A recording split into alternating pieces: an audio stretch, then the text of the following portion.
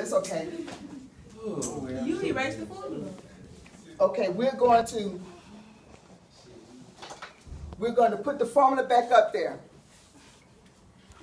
M is equal to y sub 2 minus y sub 1 over what? X sub 2 minus X sub 1. Okay, put that back up there. Mr. Motley, we're going right here and erase just this right here, these ordered pair. And Mr. Avion is going to call out some more. So erase those in parentheses. You don't speak English. Okay, baby boy, I want you to call these out for him. Yeah. These ordered pair right there for me. Negative 2. Negative 2, comma 1. 3. That's a 1. It's a 3, then 1, negative 2. We have a negative 2, and then 3. We have 1 and a negative 2. Okay, now, handle business, Mr. Motley.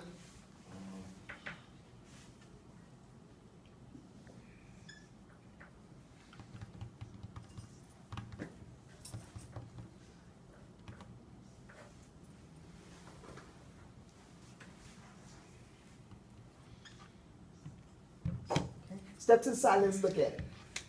All right, now, class, got a question.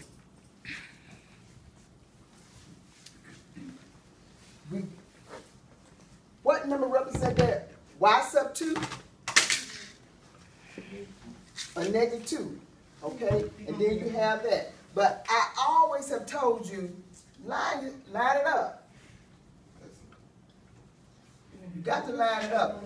That was okay, but if you had done this, that would have worked for me. Okay, now, what represent X sub 2? You got your 1 there. Line it up. Go over there and line it up for me. Line it up. Okay, line your problems up so it'll flow. And then when someone comes in, anyone can tell exactly what you're doing. Okay? So from that slope intercept, from the slope, you're going to put the slope formula, then you're going to substitute the numbers in, and then find your slope. Okay? How we looking? Okay? Yeah, put it right there up under that. Okay. Now, you got all the numbers plugged in? Yeah. Simplify. M is equal to.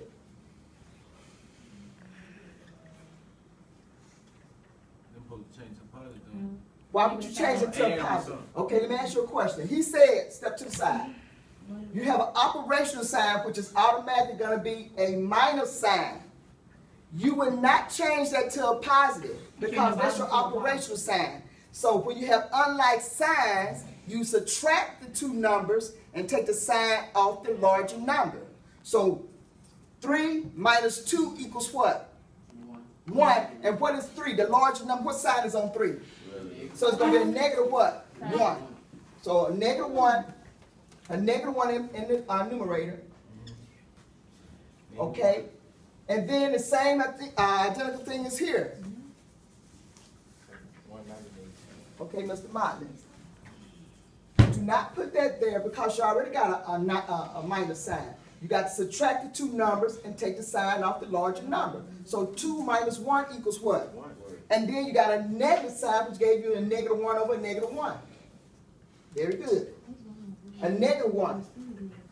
Now, because you have a negative number and a negative number, a negative into a negative equals to a what? So therefore, M is equal to 1. Okay?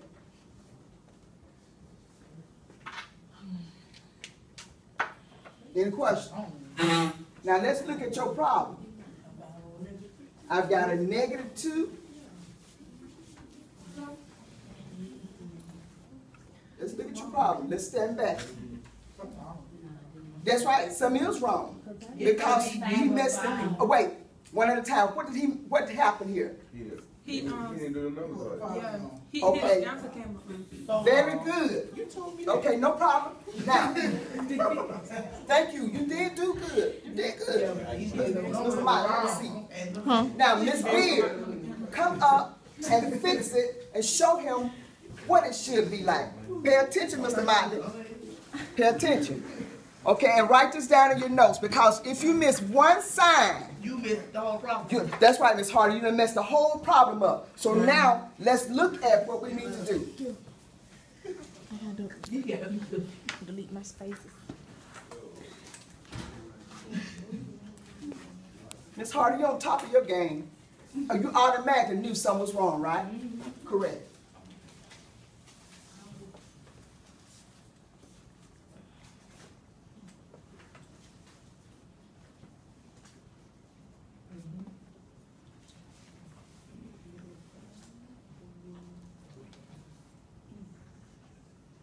All right, step to the side, baby. You're looking good.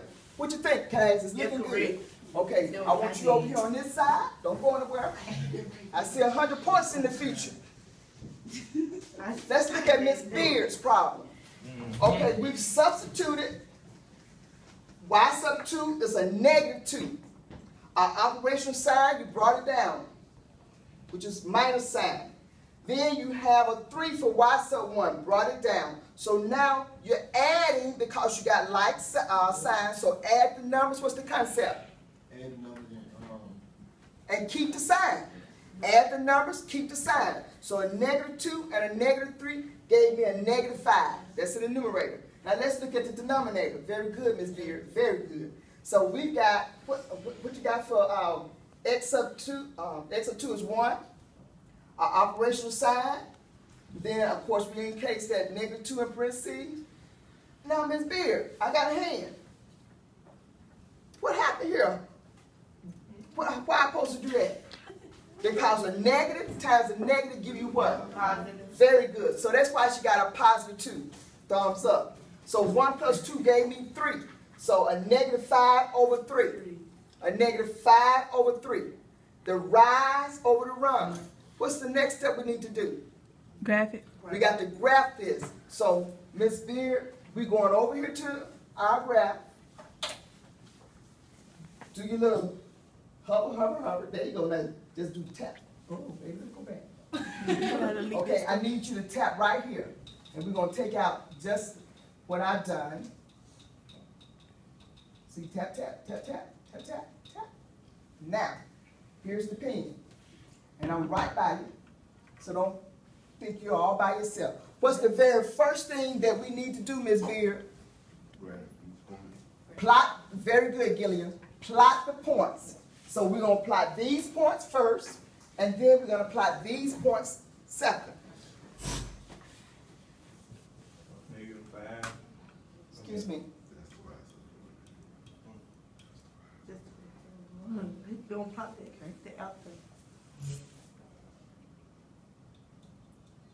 Very good.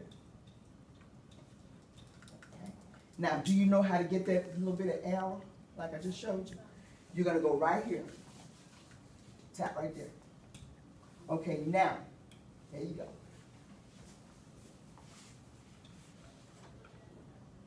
Go on up a little bit. Very good. Release. Now, I need to ask a question. You know, I need to know if it's going to be a positive slope or a negative slope. It's called the rise over run. And if the line will rise, it's a what? Positive. If it falls from the left to the right, it's what? Negative. So therefore, because this line that Ms. Beard has just drawn is falling, they gave us a what kind of slope? A negative slope. Very good. Very good. Now, from that point, Ms. Beard, I need to do my rise over run. We got a -5 over 3. So from the very first point that you, okay.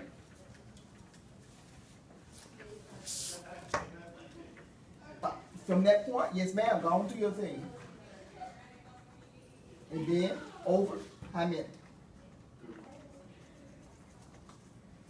Very good.